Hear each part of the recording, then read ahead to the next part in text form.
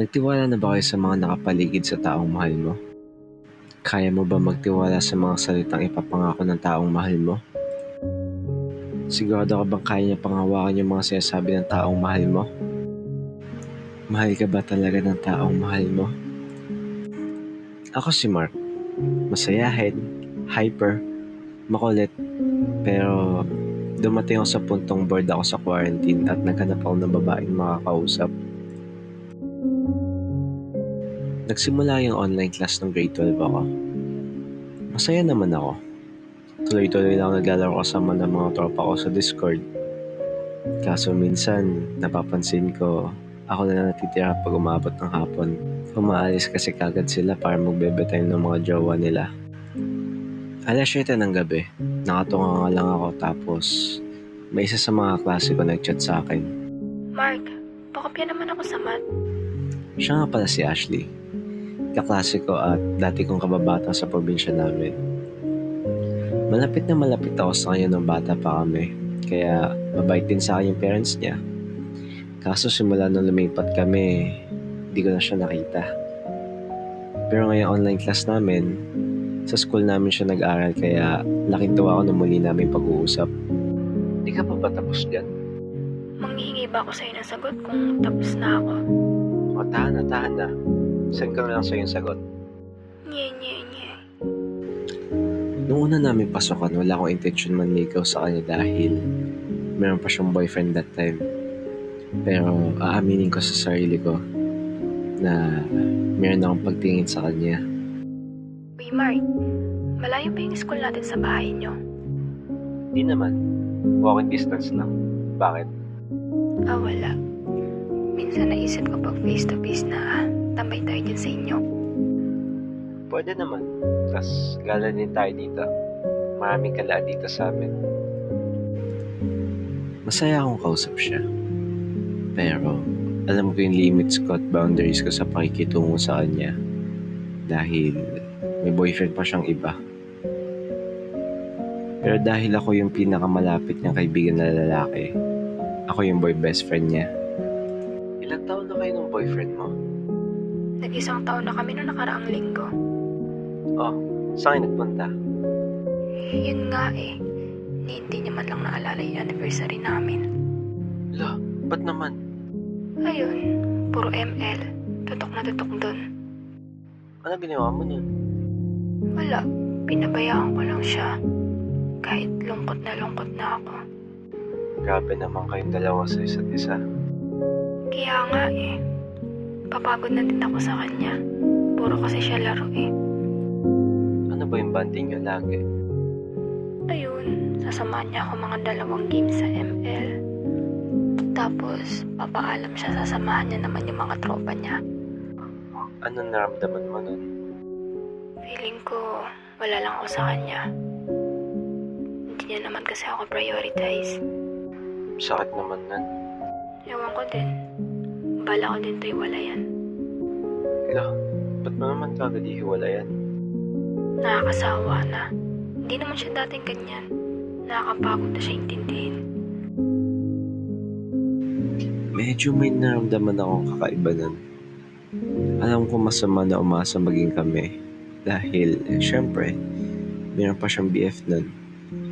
Pero, ewan ko kung bakit natuwa ako nung sinabi niya maghihiwalay na sila.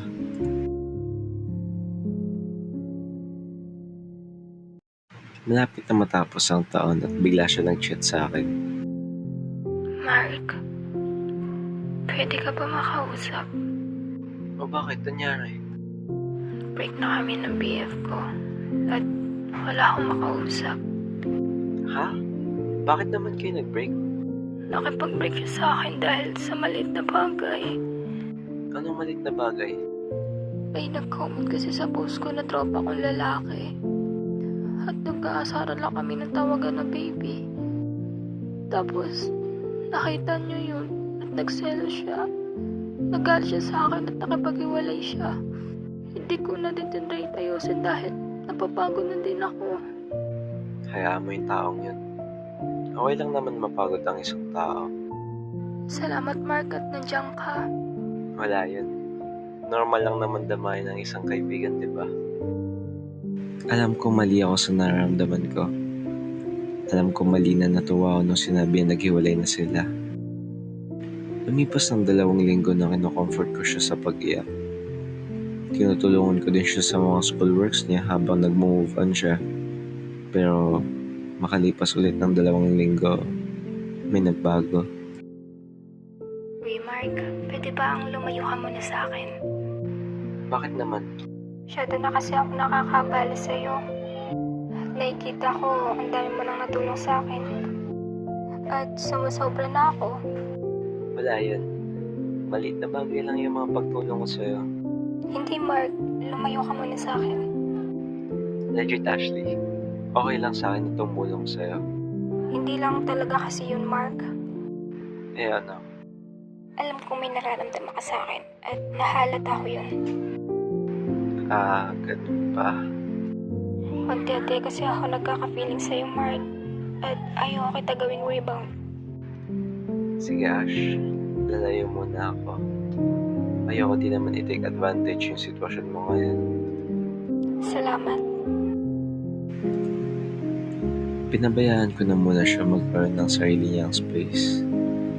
Totoo din naman na ayoko i-take advantage yung kalagayan niya ngayon. Alam ko din na naguguluhan lang siya nung sinabi niya may naramdaman na siya sa akin. Pero makalipas ng 3 araw, may nalaman ako. Nakita ko yung My Day niya at may kakol siyang ibang lalaki. Tinanong ko yung mga kaibigan niya at sabi nila rebound lang daw yun. Kwento ni Ashley sa kanila. Siyempre, nagtaka ako ng sobra dahil kung may nararamdaman siya sa akin, bakit di na lang ako? Lumipas ulit ng 1 linggo at nag-chat ulit siya. Uy, Mark. Oy, musta? Ito, nagiging okay na. Ikaw? Okay lang din naman. Simula nung nakaraang linggo, wala na akong nabalitaan sa'yo ah. Oo. Lumaya na ako sa'yo dahil may boyfriend ka na pala ulit. Boyfriend? Sino? Yung pinost mo sa My Day mo, Ah, yun ba? Naging rebound ko lang yun. nangyari na sa inyo. Ayun, di kami tumagal ng 5 araw. Kinost ko kasi siya.